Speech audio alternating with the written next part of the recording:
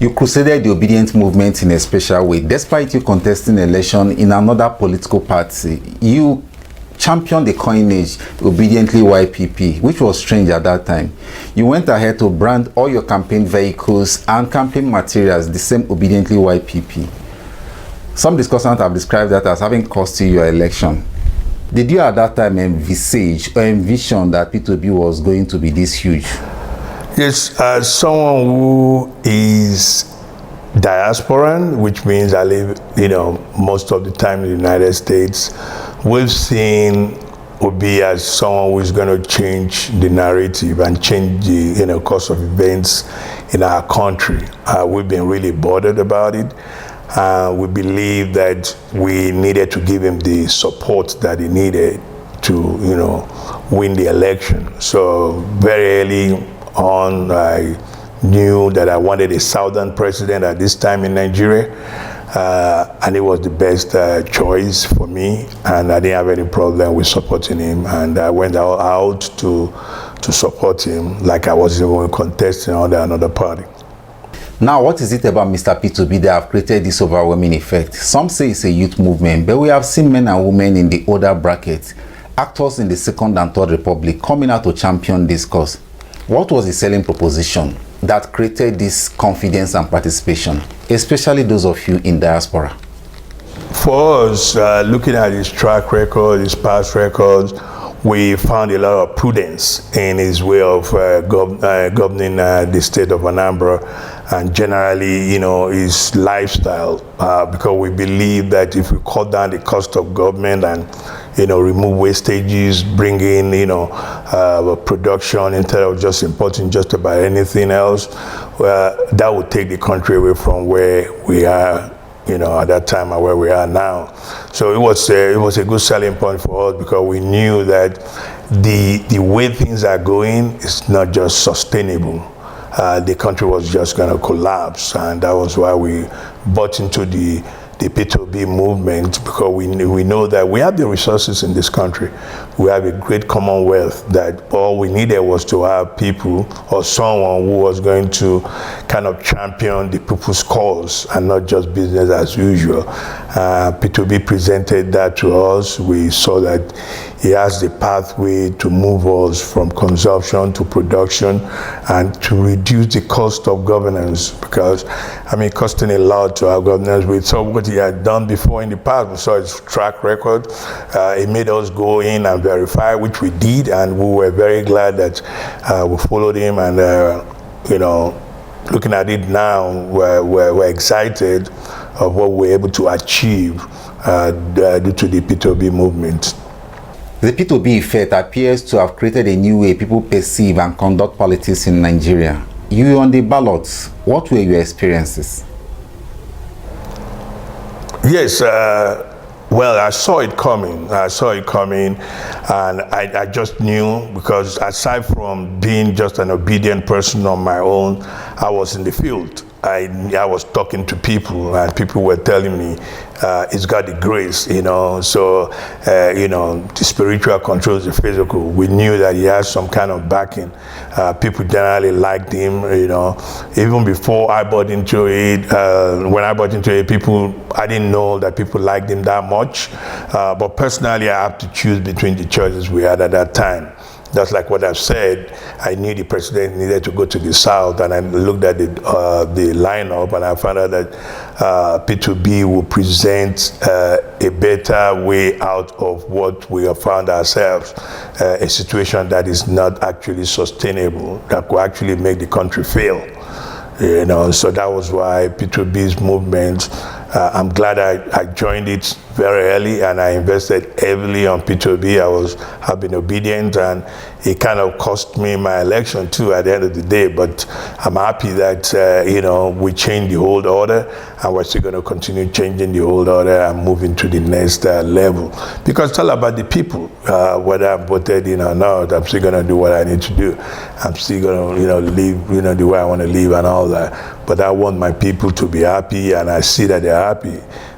So it's good to go in that direction. And I believe that after all said and done, he will reclaim his mandate and set the country on a better path to proper development. We will look at plausible roads to recovering its mandate pretty soon, but let's look at some of the discussions we had in 2022. We did look at the new Electoral Act and its impact and influence in the general election 2023. Arising from what we've seen in this general election so far, do you see a new political culture in the horizon? Yes, I do see. It does show that the people's vote matters. In my own polling unit, we voted, we all stayed back, we all counted it, we all found out what it was, we all uploaded it on our various situation room. INEC can decide on what they want to do. I mean, they didn't perfect that side of the Electoral Act, electoral process, and that's why we have a problem that we do have today. If they had gone out to do exactly what they said they were going to do from the polling unit, it was a polling unit election. From the polling unit send it out, we won't have this problem. We don't need a ward coalition, we don't need a local government coalition, we don't need a state coalition. By the time you start going from one place to another, things start happening, things start changing. But from the polling unit, you have the same people who voted, counted it, have it, sent out to the server. That is where INEC failed us, and it's very devastating as it is right now. And that's why nobody sure of the election. Even in my own election, I know that my situation room is telling me something absolutely different from what INEC said. But I'm still glad that the election went the way it went because we have the Labour Party representing our Nigerian federal constituency. Pardon me for emphasis on this. We are beginning to see the impact of the Obi effect on the minds of electorates. We've seen sitting governors lose their bid for Senate, and conversely, we have seen people described as unknown being swept onto the levers and corridors of power. Going forward, how do you see this influencing and impacting the relationship between the electorates and the politicians, considering that by your own admission, that politicians have been disconnected from the people? Definitely, I do see that anyone who wants to continue to serve the people must connect with the people. You must know what they want. I'm going to bring you back to my polling unit because you have to be in one place on the election day. So my polling unit, I did see a PDP Senate a candidate winning the Labour, simply because I know they do like him. But I see myself winning the PDP candidate because the people didn't like him that much. So it's the same electorate. There's absolutely no rigging in that because we were there from the beginning to the end and all that. Yeah, definitely going forward, people who serve the community, the people must get to know what they need and serve them, appropriately, the way they should be served. Otherwise, they'll be voted out. They've thought it's always been politics as usual, but now it's different. It's very different. If you don't serve well, you're going to be kicked out, and that's what matters. The vote matters now, even though we do have a few confusion here and there. But for the most part, the vote matters. If INEC can stick to the issue of the aspect of uploading the results from the polling unit level, I'm sure almost all our problem will be solved. For those of you abroad, diaspora voting has been a subject of discussion. What does that mean to you as a politician? I think it's something that is very doable. It can be computerized. Diasporans, they are kind of registered, they are numbered for the most part. So we get they get passports from there and all that. I think it's a good idea. I think they should be able to do it. They can even have mail-in ballots like they do in the United States. People vote from Iraq, and they send it out and they mail it in. It's one person, one vote. So if it's Dr. Eric, and I live in New York, they know me in New York already. I'm already registered with the state of New York, Nigerians in New York. The embassy know almost everybody who lives there because you register at one time or the other. So it's easy to have a ballot, you mail it out, you can mail it to the embassy, and they can, count their votes there, and they can do it electronic.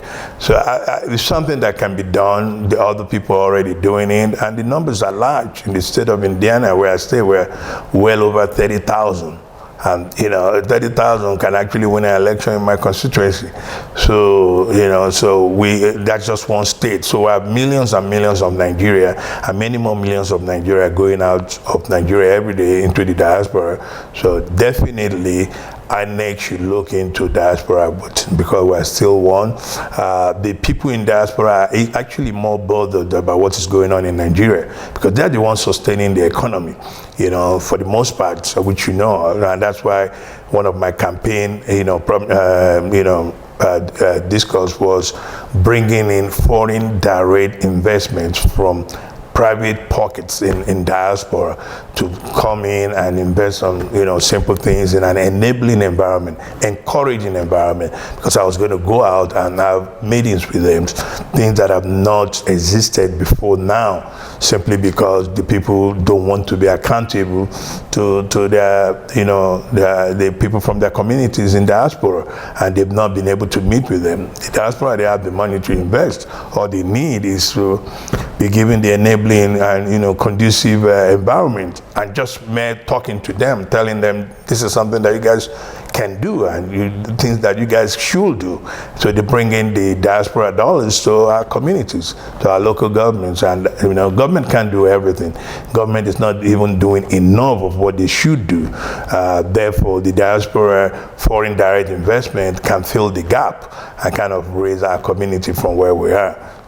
Provide us with water, medical facilities. I have a lot of friends that are medical doctors that are willing to invest millions of US dollars, free medical facilities. All they want is somebody who tells them, it's okay, you can come.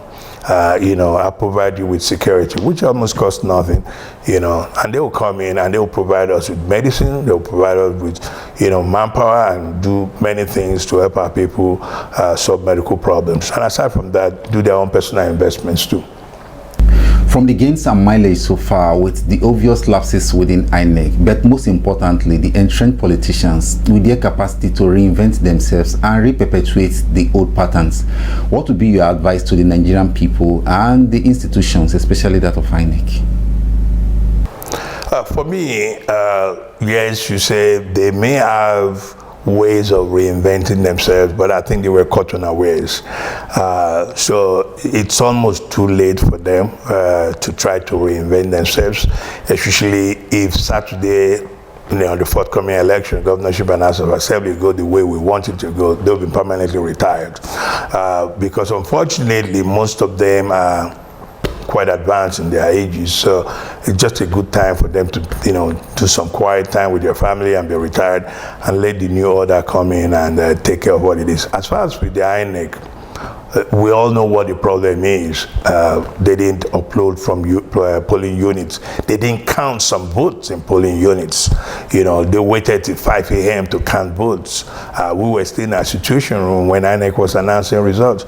So they have all that. If they can bring the votes back to polling unit, uploading, everything is solved, because nobody cares what's going on in the ward. Nobody cares what's going on in local government. If I have 827 polling units from my four local governments, and they upload and they give me my result by 10 o'clock. I don't care what the local government is saying or what the collation office in the ward is saying. I already have them. We all have our situation room. That is what INEC needs to do for us. They should be, so long as the beavers can walk and you can be captured, they should be able to upload those results, take a picture of it, upload it, and let everybody go home. So that's what we need from INEC.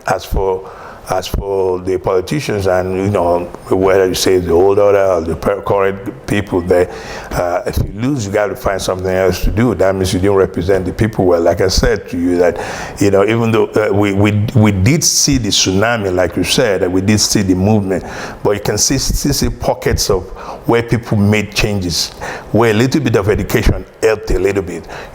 So that's why I said, like, the Senate candidate won Labour because the people wanted the guy, but the presidency was like maybe 140 to 25, but the Senate candidate won. But the House of Rep, even an unknown party in the whole of Delta North, YPP, won the PDP in that unit where I voted. So education helped a little bit, a lot of mistakes, a lot of people just, just wanted to have Labour by any means and just voted all Labour. But it happens everywhere, even in the United States, they just vote the same party all through. Even in, people in the United States always say that they have a button you can just press and it's all Republican. You can press one and say it's all Democrat. Or you can go in and pick and choose. So some people just go in and just press. So like they say, 5/5, 3/3, 2/2, it didn't start here. But things are changing now. Things are changing now. The Labour Party have changed everything. And I know that it's going to be sustained. Finally, the Labour Party presidential candidate, whom you believe in, has gone to court to challenge what he considers his stolen mandate. You were an active participant in this general election.